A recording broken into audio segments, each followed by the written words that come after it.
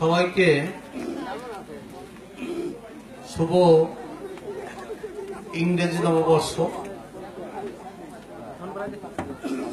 2021 সনের শ্রদ্ধা, প্রণাম, শুভেচ্ছা ও সকলের আমার স্নেহাশীষ জানিয়ে আমি দু এক কথা বলবো। আজকের এই সভামঞ্চের শ্রদ্ধেয় সভাপতি, আজকে যে সাংগঠনিক সভা হচ্ছে নড়াগতি কমিটি গঠনার্থে, তার যে আহ্বায়ক, সে শ্রদ্ধেয় আহ্বায়ক আমাদের অত্র ইউনিয়নের সুযোগ্য চেয়ারম্যান মহোদয় সহ আজকে আমাদের এই মঞ্চে যে আমাদের সম্মানিত অতিথিবৃন্দ যারা বক্তব্য রেখেছেন, আমি তাদের নামগুলো বলছি। আমাদের শ্রী শ্রী হরিনীলামৃত থেকে পাঠ করেছেন শ্রী নিমাই সরকার, স্বাগত ভাষণ দিয়েছেন শ্রী দুলাল বিশ্বাস, শুভেচ্ছা বক্তব্য দিয়েছেন শ্রী তপন বিশ্বাস, মঙ্গলবাদী পর্যটন মঙ্গল আশীর্বাদক ছিলেন আপনাদের মা শ্রীমতী সুবর্ণা ঠাকুর, শ্রী অনিমেষ দে বক্তা, শ্রী সাধন বিশ্বাস, আমাদের সম্মানিত অতিথি শাহ মোহাম্মদ ফোকরান মোল্লা চেয়ারম্যান, শ্রী অসীম কুমার পাল, শ্রী কমল কৃষ্ণ বালা, গোসাই রূপকুমার মজুমদার, শ্রী সঞ্জীব কুমার রাজবংশী, প্রভাষক সমীর বিশ্বাস, শ্রী তরুণকান্তি মজুমদার, সভাপতি গোপালগঞ্জ, শ্রী সুপ্রভাত শিকদার, কেন্দ্রীয় নির্বাহী সদস্য শ্রী মিন্টু বিশ্বাস, সাংগঠনিক সম্পাদক, আমাদের কেন্দ্রীয় সিনিয়র সহসভাপতি শ্রী নিত্যানন্দ মজুমদার মঞ্চে উপস্থিত আছেন আমাদের বর্ষিয়ান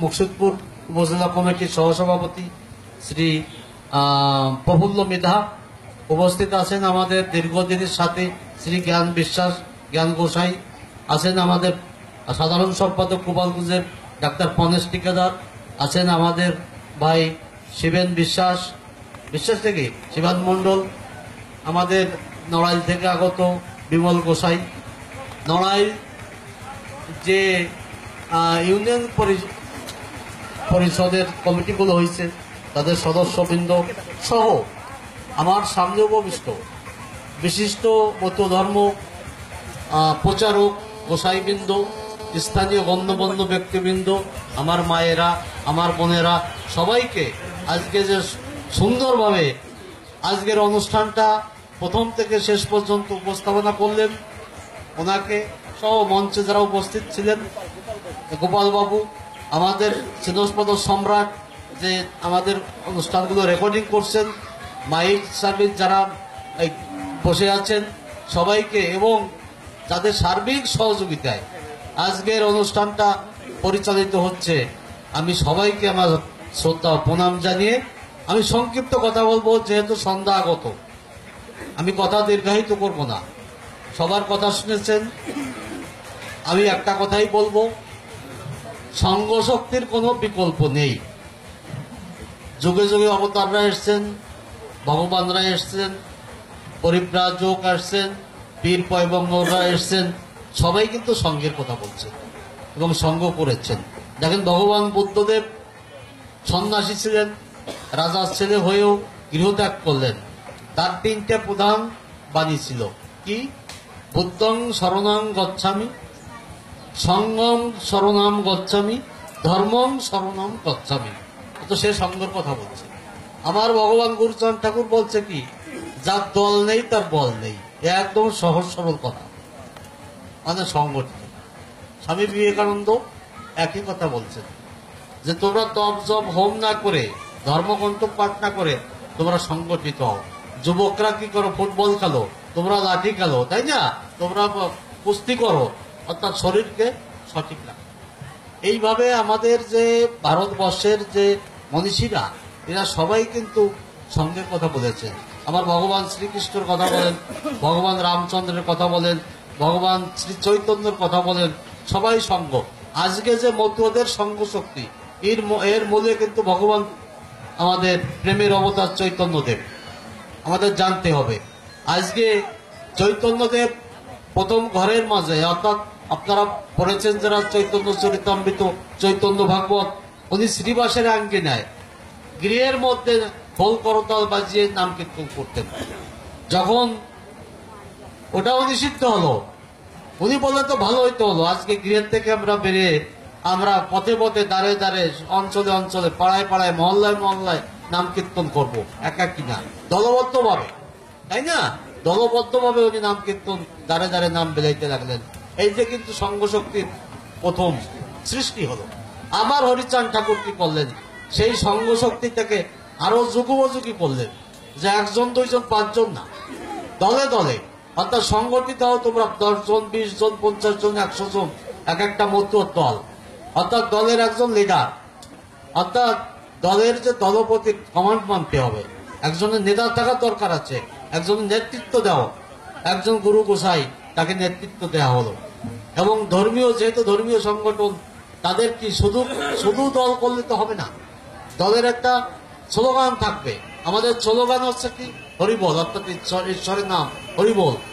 আমাদের বাদ্যযন্ত্র কি? দেখেন খোল করতাল না, খোলের বাদ্য সীমিত একটা জায়গার ভিতর সীমিত থাকে, তাই না, আবদ্ধ থাকে। ঠাকুর কি করলেন?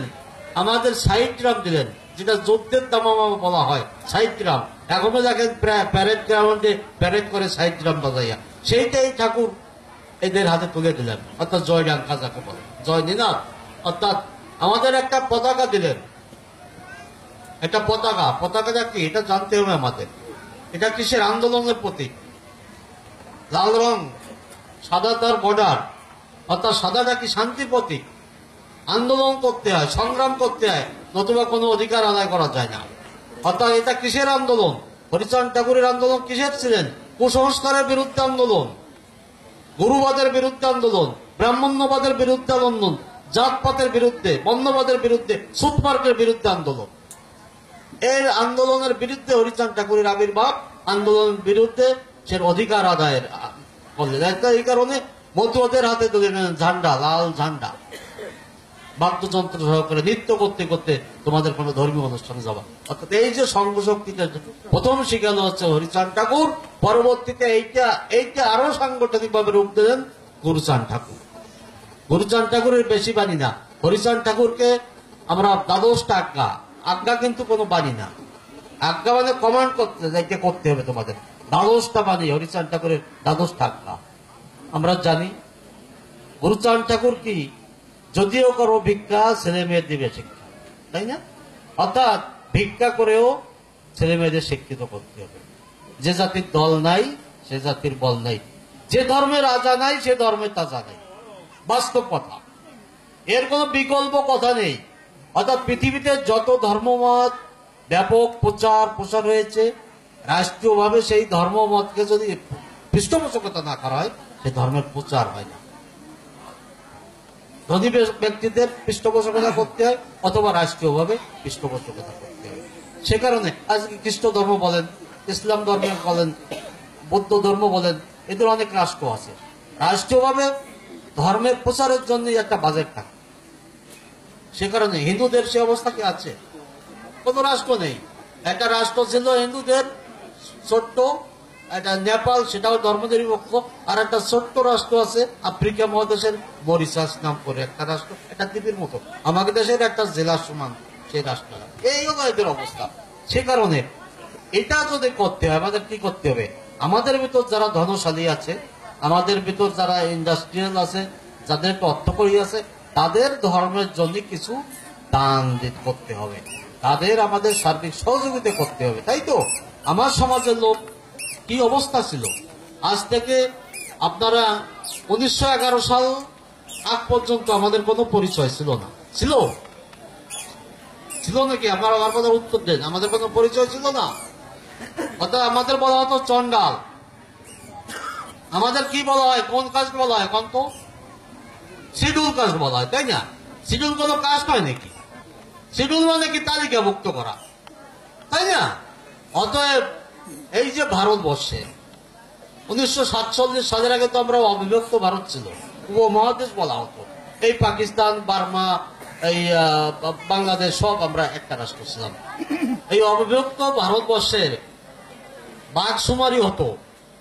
আসামের জঙ্গলে কয়টা বাঘ আছে, কয়টা গন্ডার আছে, সুন্দরবনে কয়টা রয়্যাল বেঙ্গল টাইগার আছে, ওই গুজরাট জঙ্গলে কয়টা সিংহ হতো, পশু সিমারি হতো। পশু কোন জঙ্গলে কতগুলো পশু আছে, কোন জঙ্গলে কতগুলো পাখি আছে, কোন জঙ্গলে ময়ূর আছে কতগুলো, হ্যাঁ, কোন জঙ্গলে কি আছে, এইগুলো সুমারি হতো, কোনো হতো। কিন্তু দুর্ভাগ্য আমাদের এই হিন্দু সম্প্রদায়ের 85% মানুষ আমরা তফসিলি সম্প্রদায়, তফসিলি উপজাতি, তাই তো? যাদের বলা হতো চন্ডাল, এদের কোনো গণনা ছিল না, এদের কোনো অর্থাৎ গণনা ছিল না মানে আমাদের ভোট অধিকার ছিল না। ভোটের অধিকার যদি না থাকে, তার কোনো অস্তিত্ব থাকে, অতএব আমাদের বলা হতো চন্ডাল। এই কারণে গুরুচাঁদ ঠাকুর 1891 সাল থেকে 1911 সাল পর্যন্ত আন্দোলন করে সেই আমাদের শিডিউল মুক্ত করলেন, প্রথম তালিকে মুক্ত করলেন, চন্ডাল গালি মোচন করে আমাদের নমসূত্র করলেন। কোন কোন ভগবান, ভগবান তো আমাদের ঘরে ঘরে ভগবান আছে না, আমাদের ঘরে পোস্টারের অভাব নেই, ভগবানকে পোস্টার, এত পোস্টার। কোন ভগবান আমাদের চন্ডাল গালি মোচন করছে তাই বলে? অতএব গুরুচাঁদ ঠাকুর আমাদের জাতির স্বর।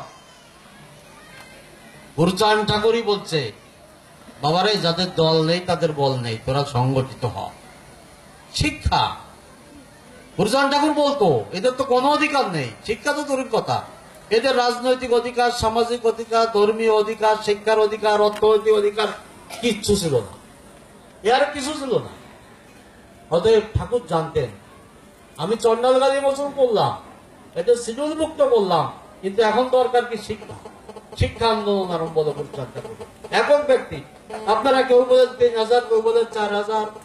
আমার একটা তথ্য আছে, ভারতের এক পিএইচডি গবেষক ক্যালকাটা ইউনিভার্সিটি থেকে বের করছে, উনি 1882টা স্কুল কলেজ পাঠশালা প্রতিষ্ঠা করছে গুরুচাঁদ ঠাকুর। এটা হলো সঠিক তথ্য।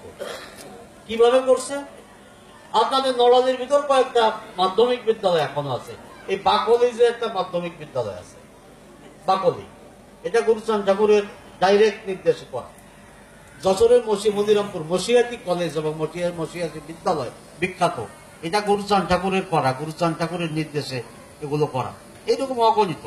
ঠাকুরকে যদি কোনো অঞ্চলে তার ভক্তরা ওড়াকানি আনতে যেত, যে বাবা আমি একটা মহোৎসব করবো, অথবা আমার পিতৃ শ্রাদ্ধতে, মাতৃ শ্রাদ্ধ, অথবা বিবাহ উপলক্ষে, বিশেষ করে মহোৎসব গুলো করতে যেত, ঠাকুর বলতে প্রথম বলতেন, তোর গ্রামে পাঠশালা আছে, আমাকে নেবে?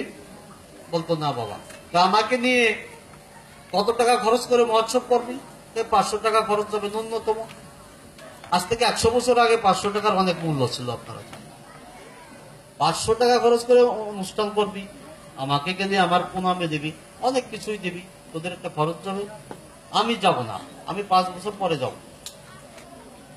এই যে আমাকে নিয়ে যে অর্থটা খরচ করে মহোৎসব করবি, বাড়ি যা, ছোট্ট একটা ঘর কর, তোরা করে ঘর কর, একটা পণ্ডিত রাখ, গ্রামের যত বাচ্চা ছেলে মেয়েকে এনে ওদের কিছু বই কিনে দে, ওদের পাঠদান দে, ওদের শিক্ষিত কর। আমি 5 বছর পরে তোদের গ্রামে যেয়ে আমি পরীক্ষা নেব, সমস্ত ছেলেরা ওরা সিগনেচার দিতে পারে কিনা, আমি ওদের ধর্ম যে তারা শিক্ষিত হলো কিনা, তৎকালীন যতটুকু শিক্ষিত হওয়া যায় আর কি। এইভাবে গুরুচাঁদ ঠাকুর শিক্ষার আলো প্রতি গ্রামে গ্রামে ফুটিয়েছে। সেই পাঠশালাগুলো থেকে পরবর্তীতে কোনোটা মাধ্যমিক বিদ্যালয় হয়েছে, কোনোটা আজকে কলেজ হয়েছে। সে কারণে উনি শিক্ষার আলো আমাদের প্রথম দিলেন। তারপরে বলল কি, শিক্ষিত হওয়ার পরে আমাদের সমাজের আস্তে আস্তে শিক্ষিত হলাম। উনি বললেন শিক্ষার সাথে আমাদের যখন চেতনা হয়, শিক্ষার সঙ্গে একটা চেতনা বোধ আছে, তাই না?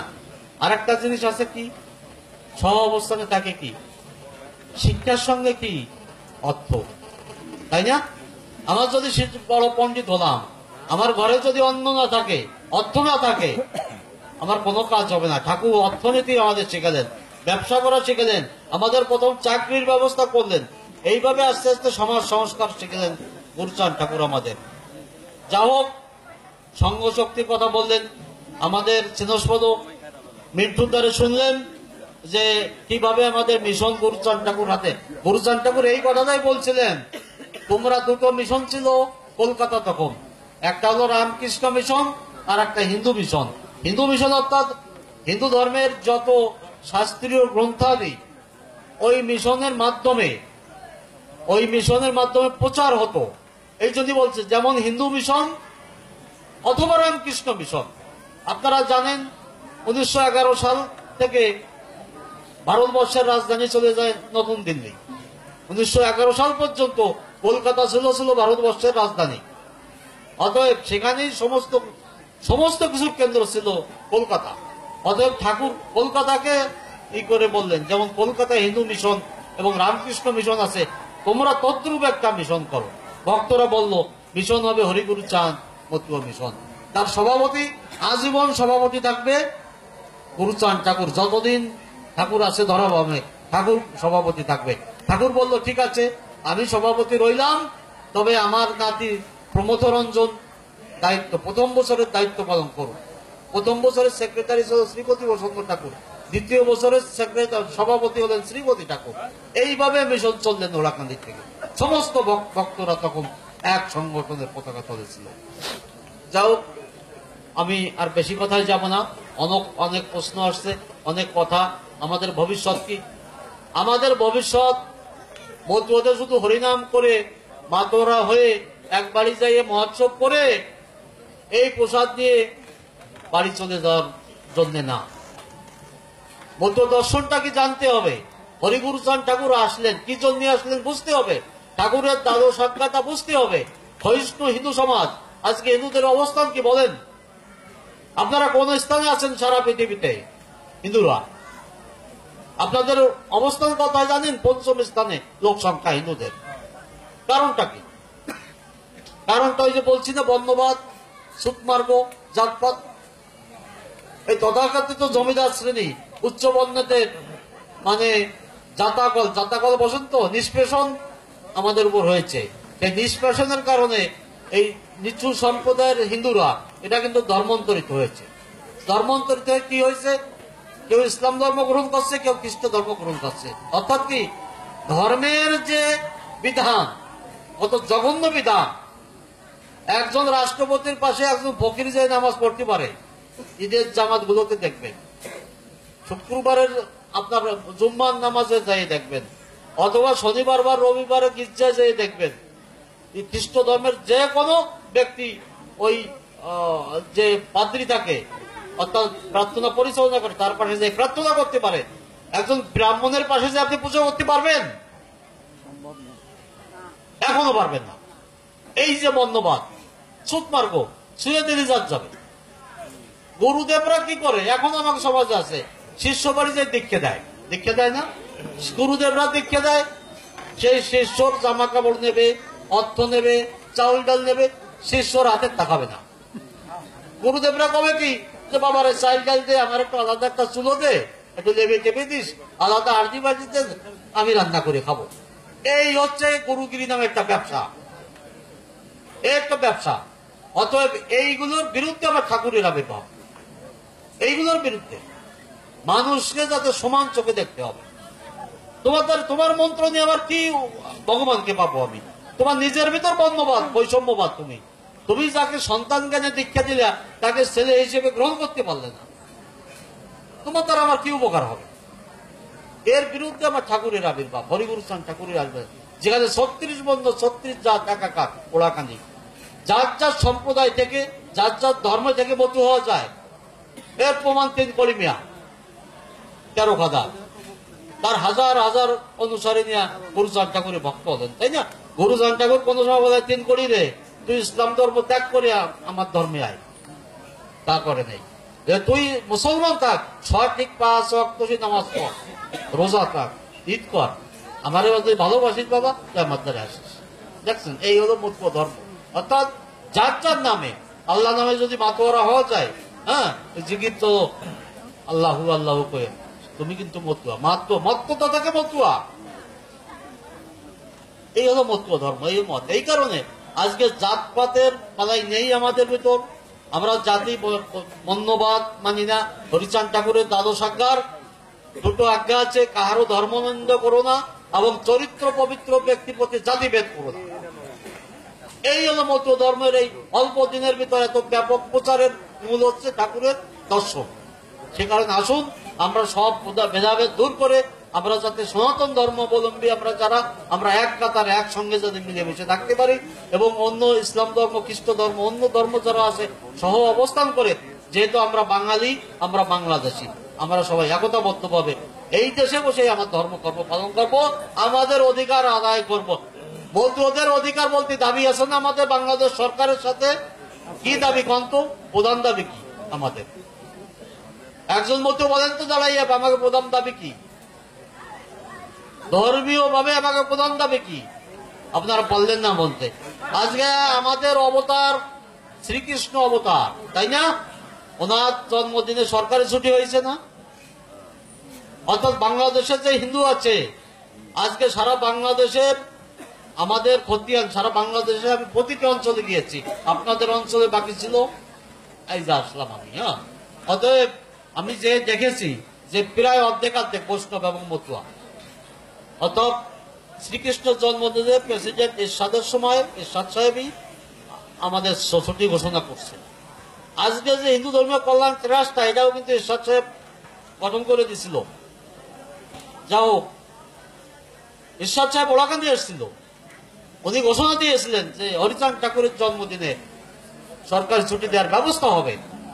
কিন্তু দুঃখের বিষয় এখনো সে এক বর্ণবাদ এক মন্ত্রী ছিল, প্রতিমন্ত্রী সুনীল গুপ্ত, উনি তার বিরোধিতা করলেন, চরমভাবে বিরোধিতা করলেন। এই কারণে এরশাদ সাহেব বললেন যে আমার মন্ত্রিসভায় একজন মাত্র হিন্দু মন্ত্রী আছে, উনি কি মত দেন? উনি ভেটো দিলেন, তো বললেন আপনাকে লোকে তো আপনাকে ছুটি চায় না, অর্থাৎ হিন্দু লোক। ওই হিন্দু যে আমাকে না, এটা তো এরশাদ সাহেব বসতেন না। ওরা এখনো হিংসা করে আমাকে।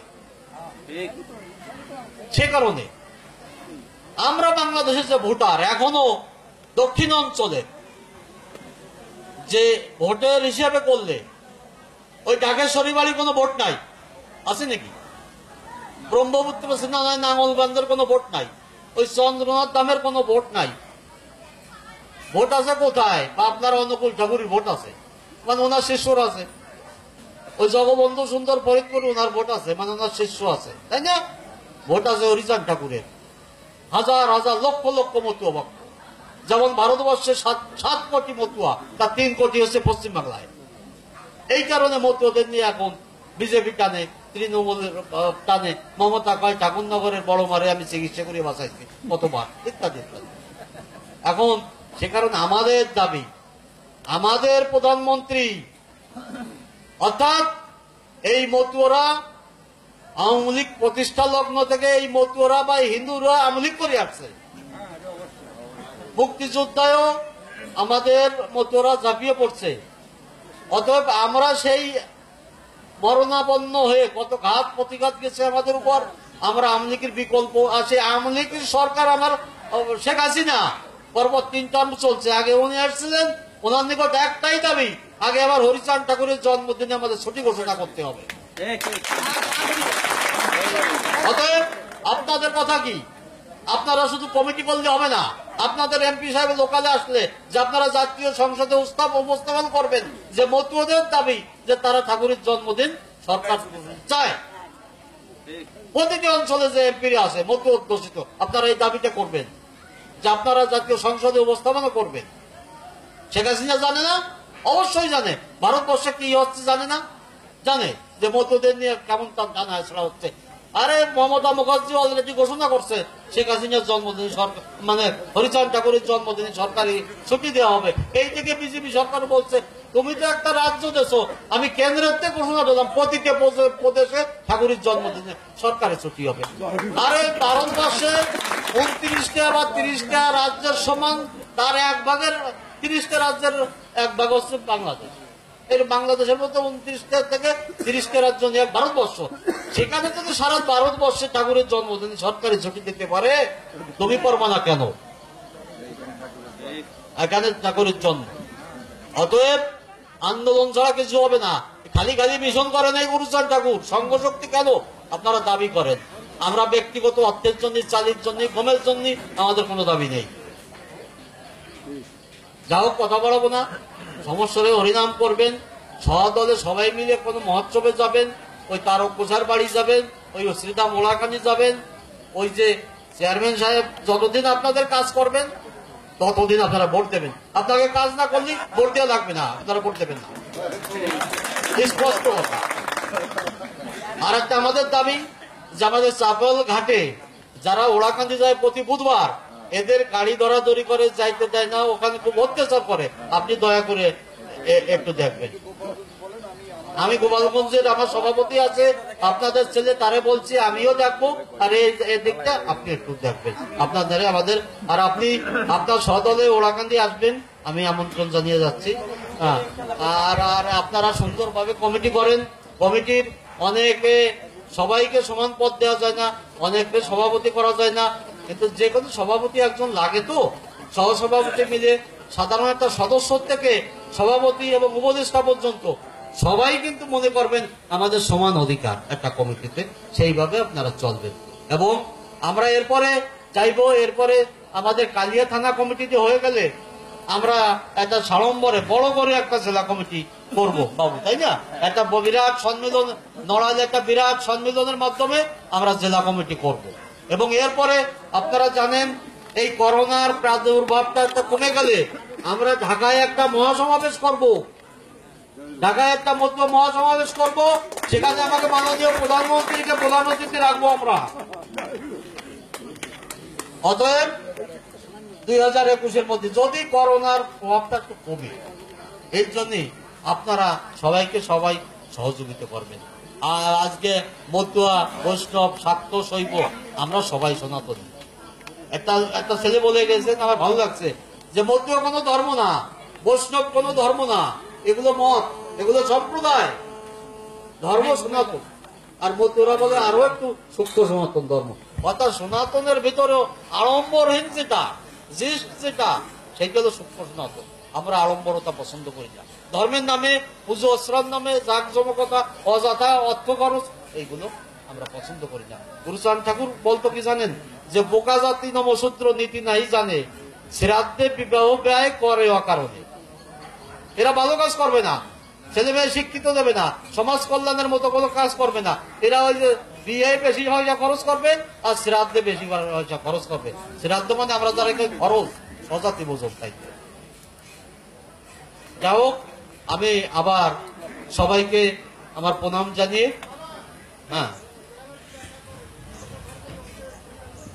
আরে বাবা, এটা তাত্ত্বিক ব্যাখ্যা। আপনারা মত দর্শনের আলোকে একদিন আলোচনা সভা করেন, আমরা আসবো, সেদিন আমরা ব্যাখ্যা করব।